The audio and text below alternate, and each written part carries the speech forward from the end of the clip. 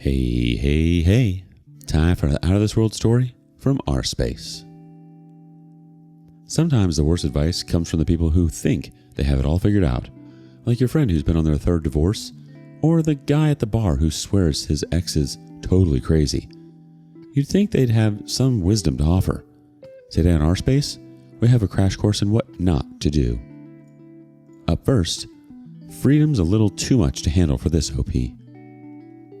I, 25 female, begged my partner, 28 male, for an open relationship 8 months in. He left. 8 months ago, I, 25 female, asked my partner, 28 male, for an open relationship as I got bored with him. Nothing wrong, but he just didn't excite me much. And he agreed. But he proceeded to tell me there's a catch. If he catches feelings for a partner, he's going to leave me for her. And that's exactly what happened. And I want him back in my arms. He left me for his new partner, 28 to 29-ish female. What can I do to win the love of my life back? Ask for some advice? You're definitely going to get it.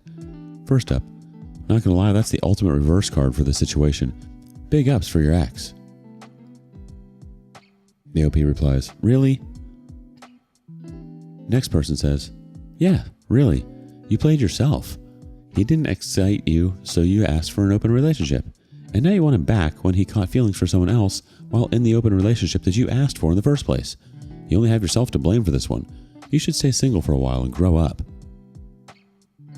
The OP replies, I don't want to be single. I want to prove to my boyfriend I can be better now. Next person says, well, if it isn't the consequences of your own actions. OP sowing, haha, yeah, F yeah. OP reaping, well, this effing sucks. What the F? The OP replied, why'd he wait 8 months to leave me then? One more reaction from the community. It can take time to develop feelings. Why does the time matter? Whether it was 8 days or 8 months. He told you the risks. Update 1. Probably nobody asked for this, but here's an update. I was kicked out of his house last Sunday. That's 6 days now, and I excruciatingly miss him. I will do anything to get him to return to me, but he looks happy on social media with his new partner that I'm pretty sure he was cheating on me with. Anyways, I tried calling him, no answer. I saw him in public, and he pretended to not even know who the F I was. He won't acknowledge my existence, so I went to our former place just to talk, and things got hostile. His new girlfriend hates me for some reason, and I didn't even know her, and she proceeded to try and attack me while he tried to split us up and get me out the door. When he had his back turned, she maced me, and now he's trying to file a restraining order on me. The hell did I do wrong? She attacked me and pepper sprayed me. How can I convince him he's dating a psychopath? Let's go back to the community for some more thoughts. First up, correction, he was dating a psychopath. Leave that man alone. Learn from your F-up and do better next time. The OP replies, referring to me? Someone else responded, uh-huh. Followed by a comment that says, you brought this all on yourself. He didn't cheat on you. You asked for an open relationship. This is the result. He dumps you for someone that loves and respects them.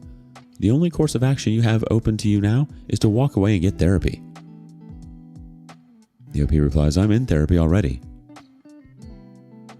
And one more comment says, you need to find a better therapist because that one's not working. Update 2. This will probably be the last update. The restraining order has been filed, and I'm not allowed within 100 feet of my ex, Harry, and his new girlfriend, Jess. I'm planning to move back to my home in Arizona and start over. They're happy, and I just want to find peace with myself. Thanks for everyone's advice and opinions. Yes, I was already in therapy, and I'm still in therapy. Please, anyone my age or younger, listen to my advice. TikTok is not cool. Please delete it. It's done me nothing but harm, and other people's stupidity can really poison your minds. I'm living proof. Thank you. Take care. The comments. Let's go back to the comments. First one. To recap, you wanted an open relationship. He said yes, but told you if he felt a connection with someone else, then he would do the right thing and break off your relationship rather than have an emotional affair. You agreed. He felt a connection with someone else and realized you're insane. He was upfront with you that he wanted to end things. You blame wanting the open relationship on your ADHD because you were bored. You then try to claim he cheated when you're the one that wanted the open relationship. You went to his house to start a fight. When you wouldn't leave their place, she rightfully maced you to make you leave. You call her a psycho even though you're the one that harassed them constantly. You think he was wrong for getting a restraining order against you even though you're the aggressor. You're now blaming TikTok for your actions. Did that sum it all up? The next person says, this all started because TikTok told you to open a relationship?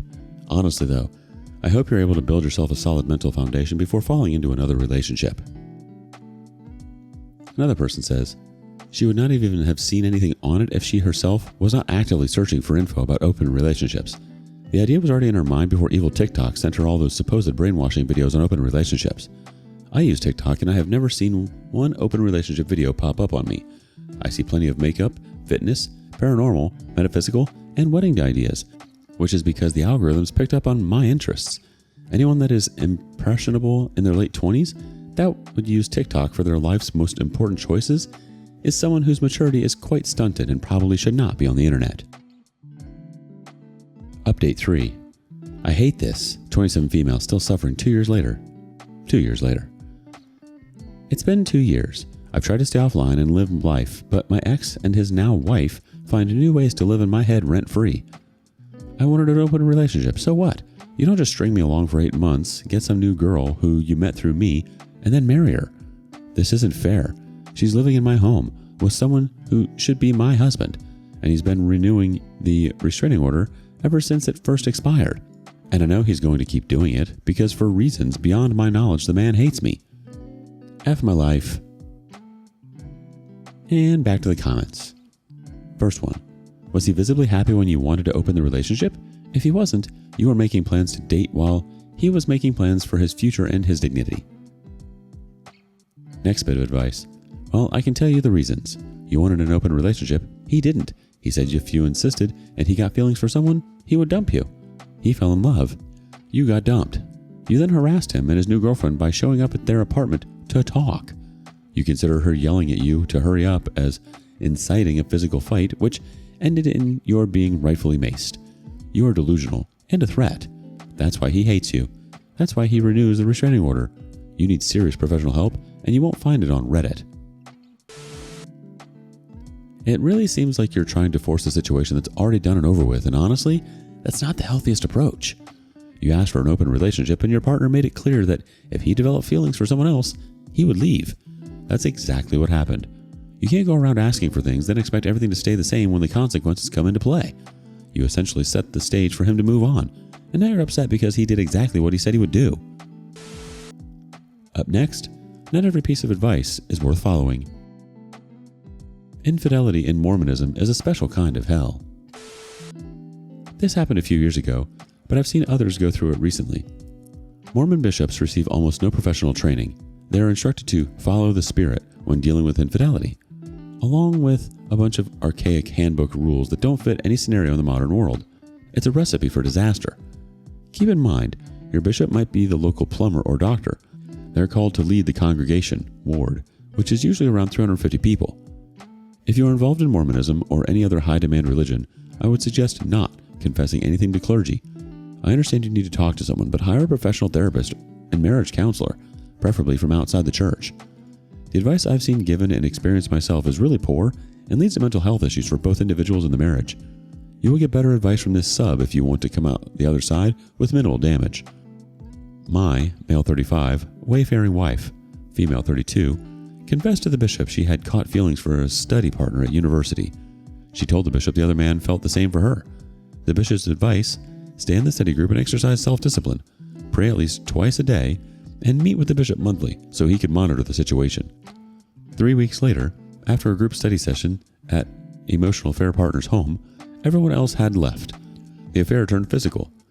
I had my suspicions, but was unaware of any of this until it turned physical, and my wife was instructed by the bishop that now she must confess the infidelity to me.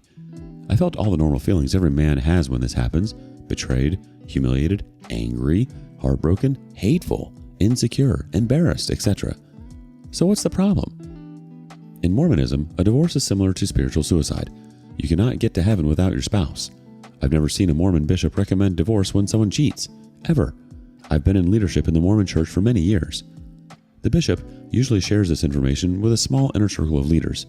These can be your neighbors and friends.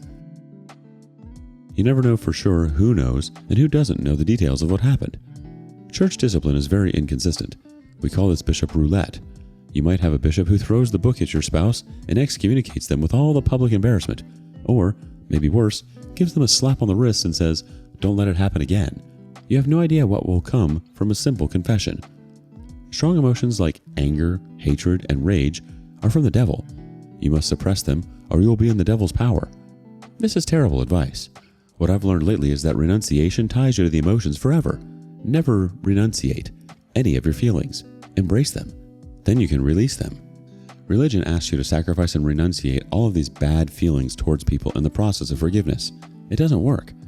It just leads you to internal fighting and puts lots of energy into denying the feelings.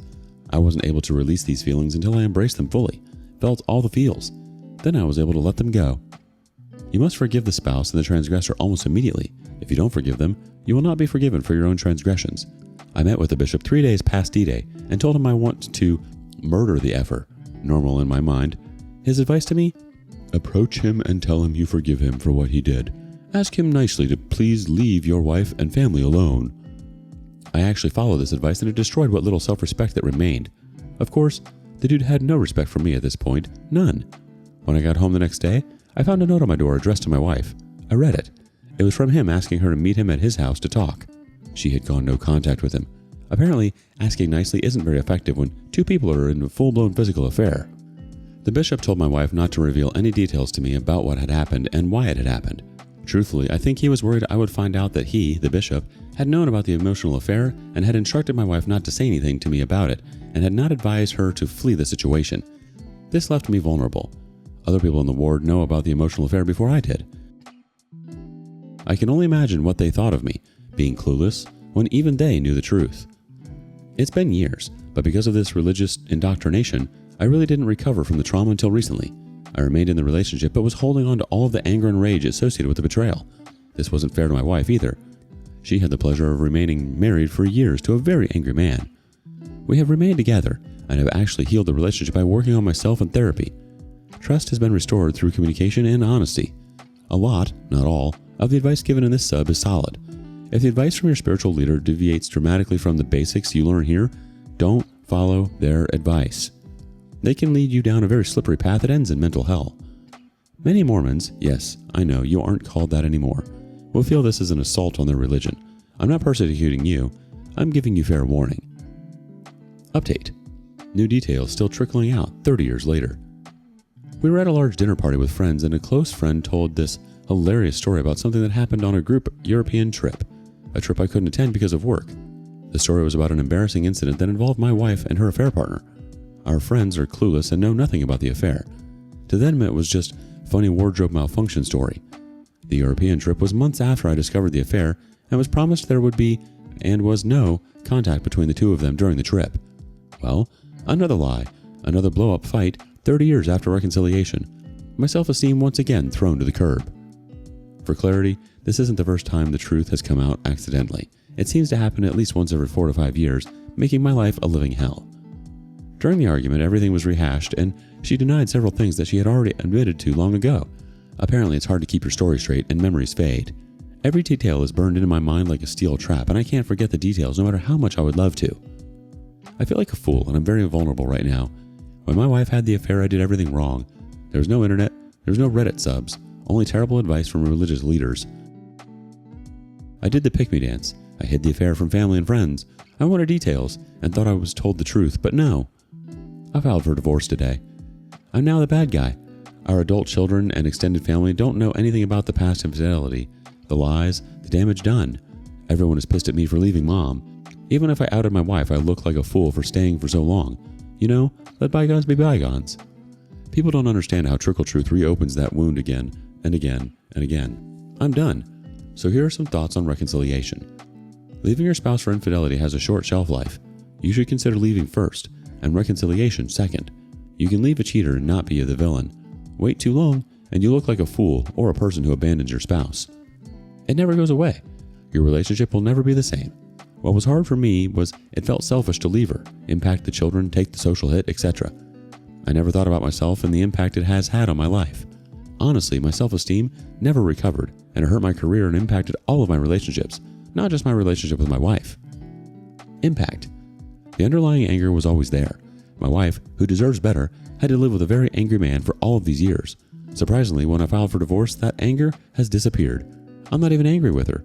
It's very hard, but it feels like I'm finally doing the right thing. I know I'm coming across as a fool, but please don't judge me too harshly. Her affair wasn't so much about having sex with another man, which destroyed a part of me. It was about the lack of loyalty, the lack of consideration about how it would affect me.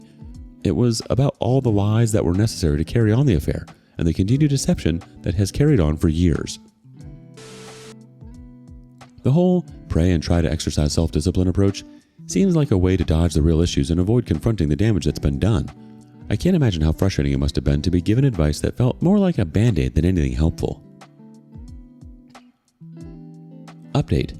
I met with the attorney, accountant, financial advisor, and filed for divorce. I fired our marriage counselor we have been seeing for years because my anger issues in the relationship. Go figure. I'm in personal therapy. I moved all my belongings to a storage unit and have a new home cross-country, ready for occupation in a few weeks. My anger has evaporated, my self-esteem is improving, and I'm hopeful for the future for the first time in many years.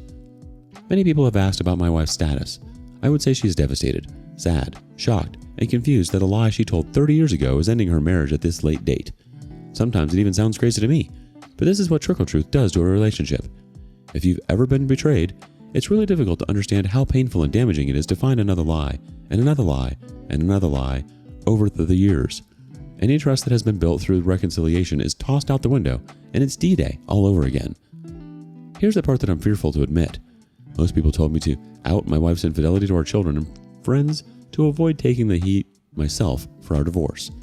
Please forgive me, but I don't think it's in my best interest to do that. I'll explain why, but I think you will slay me in the comments anyway. I'm an older man and I'm used to taking the heat. I don't care deeply what our friends think of me. They know me.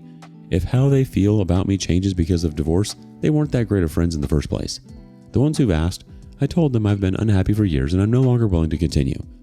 I do care what my children and grandchildren think of me, but I believe if I told them the truth, they would say, that was long ago. Why can't you forgive them and move on? Like I said earlier, if you know, you know. If you haven't experienced betrayal, you just don't get it. They will be upset with me regardless. They would be more upset with my wife, and I don't know how they would react towards her, possibly even alienating her from our grandchildren, who she loves deeply. I'm really tired. What I need right now is rest and peace. Creating a bunch of drama so people will look more favorably on me just doesn't work for me. It's not who I am. A lot of angry people in the comments want my wife to be punished for what she's done, humiliated. To USA, being divorced at age 63 is no small thing. She swept it under the rug, yes, but she is devastated now by the scope of the damage her lies have done. She minimized her role in the divorce and will never admit anything, but she hasn't actively made me look bad to friends and family for leaving. If she goes into attack mode and starts bad-mouthing me, I will be forced to play the cards I hold. I've told her this. I'm primarily interested in my own healing, and after much consideration, I don't think it would help me heal. I hold a lot of shame for staying as long as I did, true, but I'm working with my therapist on those issues. I've had a few weeks to let this settle in my mind, and there's an important concept that needs to be learned from my experience. First, reconciliation is hard, painful, and almost impossible to accomplish under the best circumstances. I've been a proponent for reconciliation in the past, but no more. It's taken me 30 years to get to the point where I can honestly say I'm primarily interested in my own healing. If you have been cheated on and you can't make that statement with confidence, then you aren't ready for reconciliation. Not ready. Second, trickle-truthing is one of the most heinous forms of abuse you can do to your partner. Trickle-truth leaves your partner in a constant state of uncertainty, destroys their ability to trust, places the emotional burden on them, and exploits their desire for reconciliation. Also, you can protect your ego and shelter yourself from the consequences of your poor behavior. If you take this route, you are an abuser. I hope to do another update around the first of the year when my divorce is finalized. Thank you for the positive words and energy. Update. Thanks to the sub for your support and advice. My divorce was finalized last month, a process that took 6 months total, but seemed much longer. I'm happier, have more confidence, and love myself a lot more since separating from my now ex-wife. I won't lie, the financial impact was difficult, but worth it. Surprisingly, I'm doing very well. For years, I was a huge advocate for marriage and believed that reconciliation was the first option and absolutely doable. I no longer believe this to be true. I now believe that true reconciliation is rare and only successful under the best conditions and with utter transparency. What I've witnessed is this. The wayfaring partner wants to reconcile and put the past behind them. They're quick to forgive themselves and move on. Happiness is a short reach for them. The betrayed spouse has a completely different experience. Small lies cause them to go cross-eyed. Almost always they are traumatized. They are deeply hurt. They are walking wounded. Finding happiness for them is fleeting at best. Since our separation, I've had numerous discussions with counselors and therapists, the reconciliation industry. They insist that the loyal partner doesn't need to know the details about the infidelity. They believe healing is faster and more complete if you don't reveal everything that happened. Honestly, I couldn't disagree more. First, the loyal spouse needs to make a decision. Should I stay or should I leave? If material facts are hidden, even for their protection, how can they make an informed decision? I'm convinced that cheating is a character flaw. If your partner is not able to be forthright with what happened, then that is another flaw. If they are still being deceptive, even after being exposed, that is strike 3. They've already shown you through their actions who they are and what they are capable of doing. So if you can't trust their words, where is the foundation to start the reconciliation process? That rare case I witnessed when a reconciliation was successful had all of the following characteristics. There should be partial checklists for should I stay or should I leave. The cheater came forward about the affair. It wasn't exposed by an outside source. The cheater ended the relationship on their own with finality. The cheater took drastic steps to make sure there wouldn't be any further contact with the affair partner. Quit her job. The cheater initiated individual and couples therapy. They didn't wait for the loyal spouse to find a counselor. The cheater provided a detailed timeline with names, places, and how this disaster happened. The cheater turned over passwords and complete access to their phones, email, and social media. The cheater revealed to friends and family the nature of their affair and took responsibility for their actions. The cheater answered questions that arose even months later when the spouse was insecure. Each of these is very difficult. It amounts to the stars lining up for your relationship to survive. This is why I now believe the first choice should be, I'm leaving, prove to me why I should stay, then let them prove it. Ultimately, the decision to stay or go is up to you. Just don't believe the fallacy that your relationship will ever be the same again. That relationship is dead. Can you build a new one? Perhaps. It seems that most people eventually regret staying with a cheater, but there are lots of reasons to stay. I've heard them all. There is one really good reason to leave: self-respect. Now let's get some community reactions. I'm really sorry that you're a member of the club that nobody wants to belong to. I'm an opponent of the Reconciliation Brigade. I think it's the biggest waste of time. There are lines you should never cross, no matter how great, hot, etc. your partner is. You give up on yourself and deprive yourself of the opportunity to find someone who actually loves you and doesn't pull that crap. It's sad to see that many are not so strong, sticking with the cheater out of comfort, even if it happens again. It takes real self-respect to stay. I don't want this crap in my life. I wish you every success in your journey. Maybe you will still find someone who is sincere and faithful.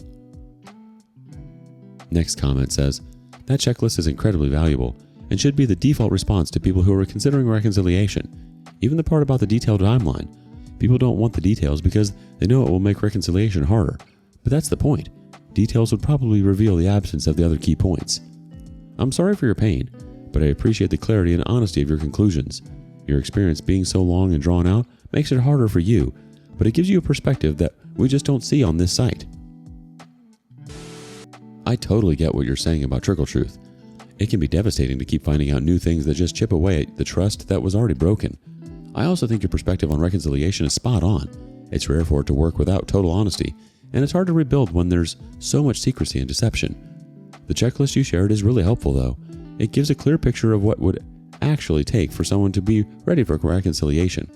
And it's not just a matter of one person forgiving the other. It's so much deeper than that. What do you make of this? What would be on your checklist? Let us know below. And thank you for joining us today on rSpace. Be sure to like and subscribe and hit that notification bell so you don't miss out on our next video. See you next time.